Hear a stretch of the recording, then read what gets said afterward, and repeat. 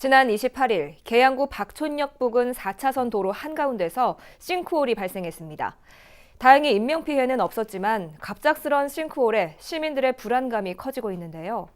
곧 여름 장마가 시작됩니다. 장마철이면 집안이 약해지기 때문에 싱크홀 사고에 더욱 주의를 기울여야 하는데요. 오늘 인터뷰에서는 싱크홀 예방책은 없는지 짚어봅니다. 홍익정경연구소 이도영 소장 나오셨습니다. 안녕하십니까? 네, 안녕하세요.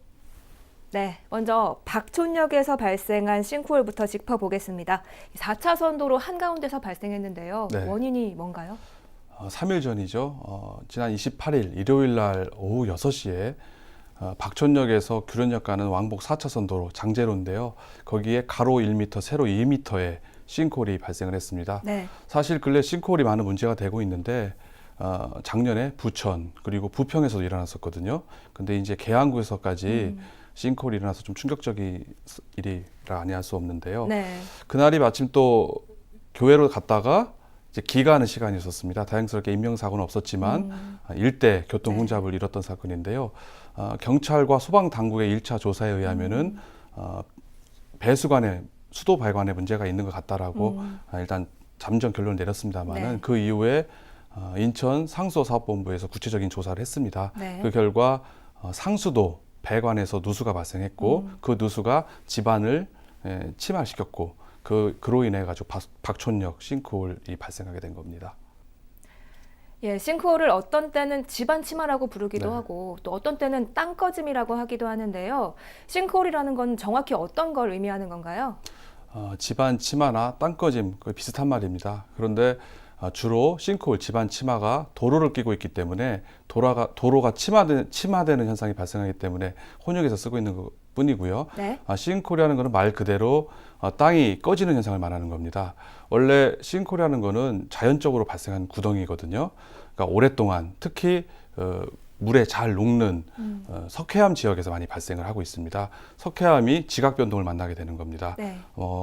지각이 융기가 되거나 침강이 되거나 습곡, 단층, 심지어는 지진 같은 현상에 의해서 기존에 있던 땅이 확 가라앉아 버리는 일이 발생하게 되는 건데요. 네. 이런 그 싱크홀은 산과 들, 바다, 늪지대까지 많이 발생을 하고 있어요. 실제로 미국 루이지애나에서는 늪이 네.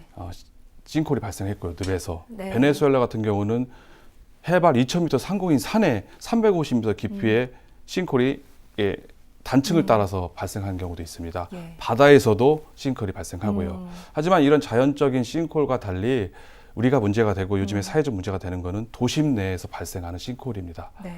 그러다 보니까 시민들 안전하고 생명하고 직결되기 때문에 더더욱 사회적 문제로서 비화가 되고 있는 건 바로 이런 도심 내의 싱크홀을 말하는 겁니다. 네, 정말 안전상의 정말 위험이 큰데요. 네. 그동안 수도권에서 싱크홀 사고가 빈번하게 발생을 했습니다. 이 경기도에서만 지난 3년 동안 250건의 사고가 발생했다고 하는데요. 네. 이런 싱크홀이 빈번하게 발생하는 원인이 뭘까요? 사실 경기도에서 3년 동안 240번이 났으면은요. 네. 매달 6건의 크고 작은 싱크홀이 경기도에서 발생하고 있는 겁니다. 그만큼 싱크홀이 되게 일상화된 우리 위험으로 닥쳐온 현실인데요. 네. 사실 이런 싱크홀의 가장 큰 원인은 바로 지하수, 물 때문에 그렇습니다. 네. 왜 그러냐면은 물은 아까 말씀드린 것처럼 석회암을 녹여가지고 큰 싱크홀을 만든다고 했잖아요. 네. 사실상 우리나라 같은 경우는 암석이 단단한 편모암 내지는 편마암 아니면 화강암으로 되어 있습니다. 네. 그래서 우리나라는 그런 대규모의 싱크홀은 발생하지는 않아요. 하지만은 우리나라 같은 경우는 지하철 공사 내지는 큰 건물을 짓기 위한 지하 구착 공사가 많이 있습니다. 그러다 보니까 그 지하를 파면서 지하수를 다 뽑아냅니다. 네. 그 지하수가 빠지면 다행인데 이 지하수에 빠진 데에 높이에 있는 물들이 다시 유입해 들어옵니다. 네. 그러면서 기존에 있었던 양쪽에 다른 인근에 있었던 그 집안에 있는 지하수들이 없어지니까 여기가 이제 집안이 약해지는 겁니다. 네. 왜 그러냐면은 우리가 땅속으로 들어갈 때마다 2.5m 들어갈 때마다 기압이 1기압씩 증가를 합니다. 네. 그래서 25m를 들어가게 되면은 10기압이 증가를 해요. 네. 그 내려오는 그 기압을 받쳐주는 게 바로 지하수입니다. 이렇게 받쳐주는 지하수들이 옆에서 구착을 하니까 물이 다 일로 빠질 거 아니에요. 네. 이게 다 없어져 버리는 겁니다. 그러면서 지반이 약해지면서 싱크홀이 발생하게 되는 문제가 원인이 되고요.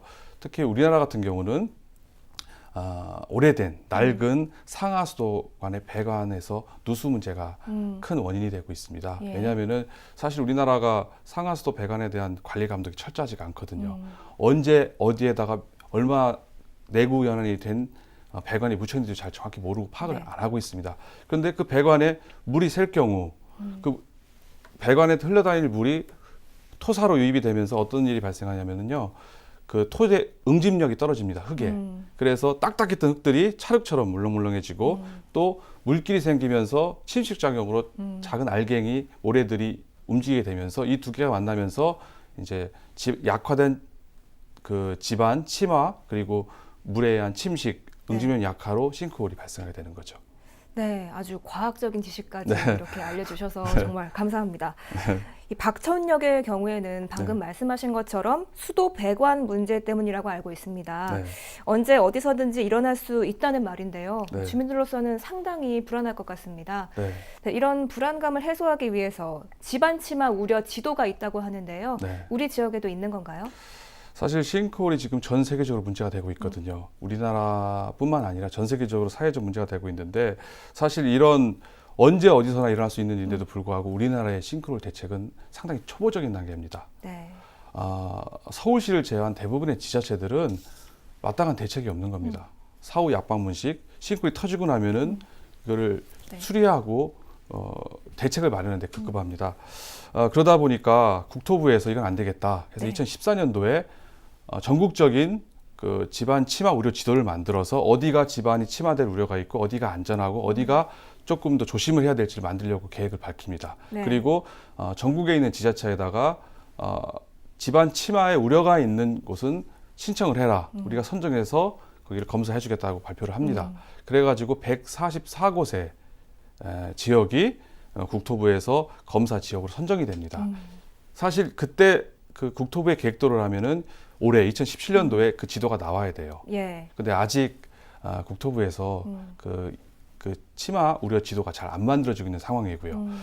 특히 더 안에 들어가서 보면 더 문제가 심각합니다. 왜냐하면은 앞서 말씀드린 것처럼 지자체가 신청을 해야 된다고 했잖아요. 예를 들자면은 경기도의 김포, 부천은 아예 신청을 하지 않았습니다. 네. 신청을 했다 하더라도 중간에 후보지가 빠질 수도 있고요. 네. 인천 같은 경우는 총 19곳이 선정이 됐어요.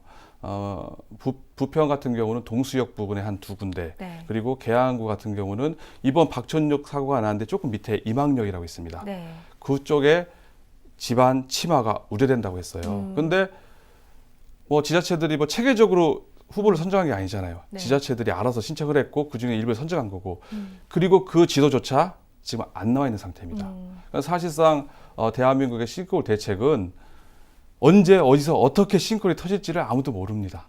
예. 그만큼 아주 우려스러운 상황이라 아니할 수가 없습니다. 정말 지역 주민의 한 사람으로서 정말 저도 걱정이 많이 되는데요. 인천에서 유독 싱크홀 사고가 많았고 또 경기도 지역 중에서는 유독 부천에서 사고가 많이 네. 일어났습니다. 지난 3년간 24건이 발생했는데요. 이렇게 부천이나 인천에서 많이 발생한 이유가 뭐라고 보시나요? 이번 인천 박촌역 부근 싱크홀도 박천역에서 났지 않습니까? 네.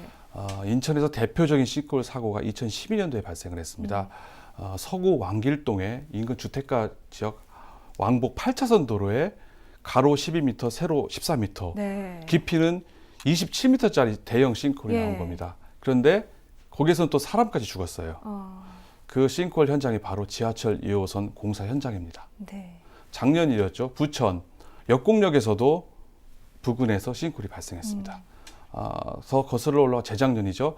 경인전철 복선화 사업을 하고 있는 소사역 부근의 인근 도로는 5번의 싱크홀 사고가 연달아 발생을 하게 됩니다. 지금 말씀드린 것처럼 지하철 공사, 대형 지하 공사가 있는 곳에서 싱크홀이 잘 발생을 합니다. 네. 게다가 앞서 말씀드린 것처럼 대한민국의 그 상하수도 배관에서 나오는 누수 때문에 생기는 싱크홀이 전체 싱크홀의 75%입니다. 네. 마찬가지로 그 관리가 안 되기 때문에 이런 지하의 문제 그리고 상하 수도관에서 나오는 누수되는 물 때문에 함께 만나게 되면서 유독 인천과 부천에 싱크홀 사고가 많이 터졌는데요. 사실 이거는 아무래도 우리가 수도권에 가깝다 보니까 지하철이 많이 발달하게 되고 그 공사를 하다 보니까 이런 싱크홀이 유독 많이 발생하는 거라고 분석이 되고 있습니다. 네, 이쯤 되면 지자체들도 이 싱크홀 문제에 대해서 소홀히 할 수가 없을 텐데요. 네.